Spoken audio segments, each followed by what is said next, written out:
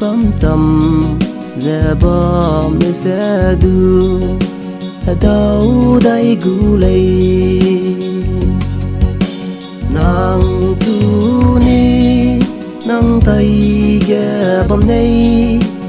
có nè ở này bom tầm đi đó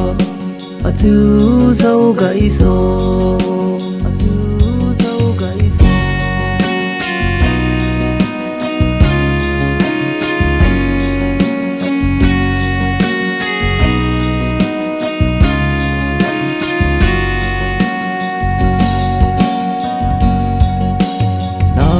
bom chăm du hùng bé gõ ra mà nắng du á tu ngày sẽ lâu quý qua bấm gu nàng tu ni nàng tay ghé bom này có nè ở này bom chăm đi đó tu dâu gãy gió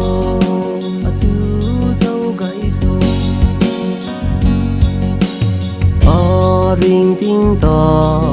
lùi nang tu của gu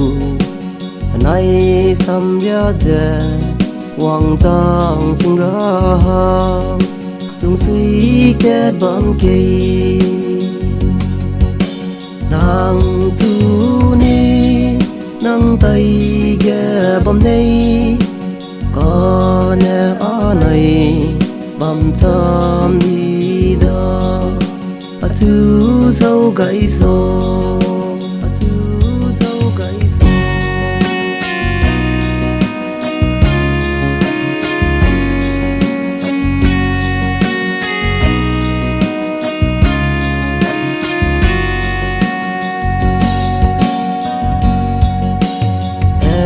gi quang bè loa nang tư ngầu mà có nè ở này đâu đây xin gu lê nín sâu mà cây